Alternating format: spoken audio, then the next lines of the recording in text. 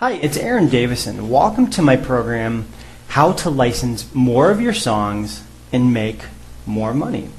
And during this program, I'm going to talk about the two different areas that if you understand and focus on, will allow you to both license more of your songs and ultimately make more money licensing your songs. And the two different areas that I'm referring to can broadly be defined as number one, your music. So this category includes everything from the production quality of your songs, what your songs are about subject matter wise, the arrangement of your songs, whether or not your songs fade out or end abruptly. All of the different elements that go into the creation of your music are included in this category. And the other category can broadly be defined as marketing. So this includes who you're submitting music to, how you're submitting your music, how often you're submitting your music, how well you're researching the needs of people you're submitting music to, and all of the things that you're doing hopefully on a regular basis to get your music heard by the right people. But let's start first with your music. And the first category I'd like to discuss within your music is the production quality of your music. And this is something I've referred to a lot in previous newsletters and in previous blog posts. And one of the reasons I refer to production quality so often is simply because it's a really important aspect of getting your music licensed.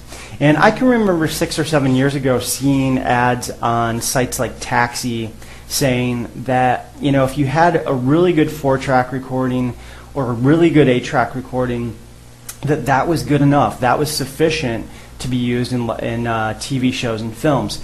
And that may have been the case at that time, but what I've seen happen since then is that the affordability of really good recording gear has gone way down. And now, you know, your average independent musician has access to really good gear, and a lot of indie musicians are making really great professional sounding recordings.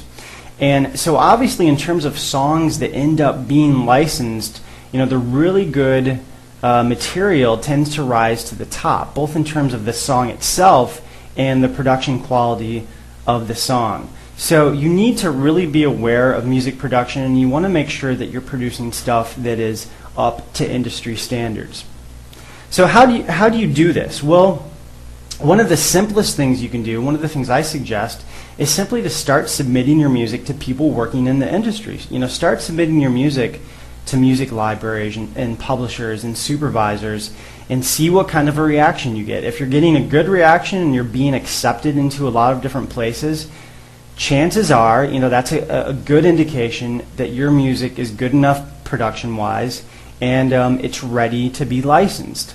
Another thing you can do is to simply listen to other music that's already been licensed and compare the production quality of your music against other songs that are being licensed. You know, research different TV shows and films, find out what music is actually being used, and as objectively as possible, compare your recordings to those recordings. That's a great exercise, I suggest. Another important category within the category of your music is the subject matter of the songs that you're writing. So this obviously just applies to songs with vocals, but if you think about how music is used in the context of television shows and films, music is almost always used to support the plot line and storyline of, you know, whatever TV show or film your song is being licensed in. So unless you're writing specifically for a specific project that you know about in advance, it's obviously hard to predict exactly, you know, how and where your song is going to end up being used. But one of the things you can do is just to write about things subject matter wise that will work in a broad array of situations. So if you think about stories in TV shows and films, they almost always involve relationships, different types of relationships. So songs about falling in love, falling out of love, friendship, all of these types of songs, subject matter wise, tend to work in a broad range of different places. Now, in terms of the marketing of your music, the first thing that you want to be aware of is who you're submitting your music to and the relevancy of the music you're submitting. So basically what I suggest is, as opposed to just blindly submitting your music to a bunch of different publishers and supervisors, to do a little work, to do a little due diligence, and find out, accurately the needs of the people you're submitting your music to. So you're not submitting music that they have no need for, and you're not wasting postage, and you're not wasting other people's time. So how do you do this? Well, a simple way to do this is to simply contact people you want to submit music to. So go to different publishers' websites, go to music supervisors' websites, email them, call them, introduce yourself politely, and find out what it is they're in need of, if they're in need of anything. Sometimes music libraries aren't looking for music at all. There's no sense in submitting your music if they're not even looking for music, period. So do some due diligence, and you'll find that if you do this, you're going to be received a lot better, and you're going to greatly increase the chances of your music actually being placed and ultimately licensed. One of the other areas that I suggest you focus on is the frequency of how often you're submitting your music.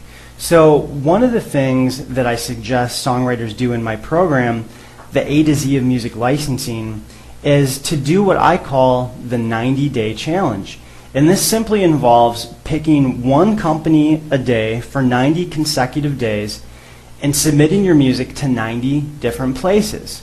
And this accomplishes a couple different things. Number one, to a certain extent, getting your music licensed is somewhat of a numbers game in terms of having your music line up with the right situation at the right time. So the more frequently you're submitting your music, assuming you're submitting your music to the right places, the greater your chances are of having your songs line up with the right project at the right time.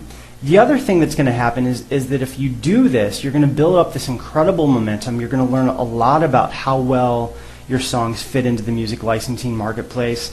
And assuming your songs are ready to go and are up to par, you're going to build momentum, start getting your music placed with different libraries, and ultimately you're going to start licensing your music, which will create this positive feedback loop, which will encourage you and motivate you to repeat this pattern, and it's going to result in a lot more success than if you simply just every once in a while submit your music somewhere.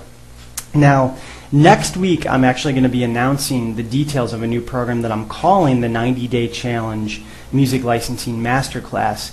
So keep your eyes peeled to this video blog and my newsletter for details about that. This is going to be my most comprehensive program yet.